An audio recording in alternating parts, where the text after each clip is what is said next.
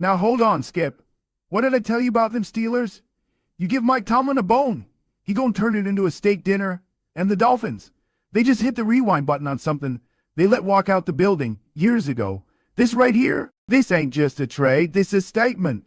Shannon Sharpe lived from Club Shay Shay. Let's get something straight right off the bat. This trade ain't no fluke. You don't just wake up and see two old pros switch jerseys like they trading Pokemon cards. Nah, bruh. This right here, this is a chess move. Calculated, strategic, and cold-blooded. Jalen Ramsey, 6-time Pro Bowler, 3-time first-team All-Pro Super Bowl champ. One of the nastiest corners of his generation, gone from Miami. Minkah Fitzpatrick, also a 3-time first-team All-Pro, a ball-hawk safety with range, IQ, and bite. Back in Miami, like he never left. So now you got one team in Pittsburgh saying, we need swagger in our secondary, and the other in Miami saying, we want our old dog back who knows the yard. And it's not just name swapping. This is about fit, need, and timing. Now look, folks gonna ask, why would the Dolphins trade away Jalen Ramsey after one season? And let me tell you something, that's a fair question. On the field, Ramsey's still playing at a high level. Yeah, he's 30.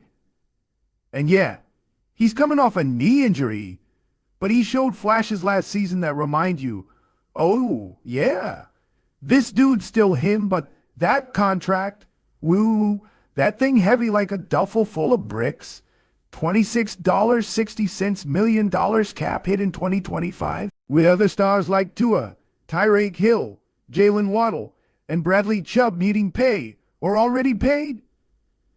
That's a lot.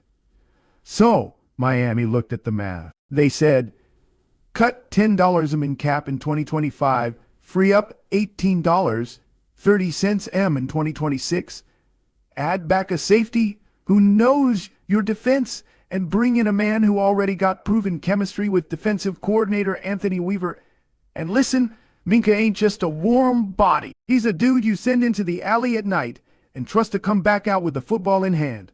If Miami gonna win in a loaded AFC, they need playmakers and leadership on the back end. Now let's talk about them Steelers, my brother. Pittsburgh ain't scared to go big game hunting. Mike Tomlin don't care if you got a few miles on the tires, long as them tires still got grip. Ramsey got that grip, boy. He brings something Pittsburgh ain't had since Ike Taylor. A true shutdown corner with size, swagger, and big play DNA. Put him across from Joey Porter Jr., who came on strong late last year, and now you got a no-fly zone.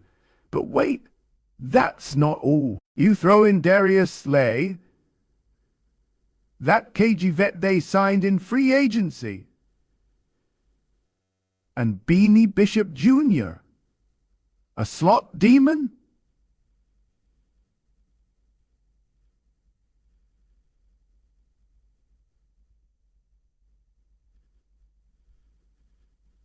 A secondary looking like a Pro Bowl reunion. We'll give you Fitzpatrick back. Not 'cause we don't love him, but 'cause we gotta reshape our identity. And oh yeah, give us to Jonnu Smith while you're at it. Folks sleeping on Jonnu. But he a move tight end who can block and stretch the seam. That's value. Let's not forget, this deal don't happen without dollars making sense. Miami gets post-June 1 cap. Relief. $10 freed up in 2025, $18.30 in 2026, $20, 10 cents in 2027, 31, 2027, in 2028, 12.40 cents in 29. Ain't even got in the house anymore.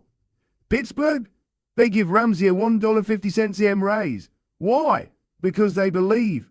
Because he asked. Because they're saying, we ride with you, dog. Man, this like watching your ex move back to the neighborhood. And suddenly everybody got questions. Miami drafted Fitzpatrick, no. 11 overall in 2018. And now is back in teal with more experience, more fire, and more knowledge. You can't put a price on that. They already got Javon Holland, another rangy safety. But with Fitzpatrick roaming deep and one Thornhill or Desson Elliott rotating in, that back end got options. That nickel-dime defense, it about to look nasty. Minka brings deep field coverage, route recognition, physical tackling, locker room IQ, and he ain't just coming home to retire. He's 29. He's in his prime. Miami didn't just bring back a player. They brought back a tone setter. You want to know who won the trade? Both. That's right. I said what I said. Pittsburgh gets an identity on defense again. They get a vocal,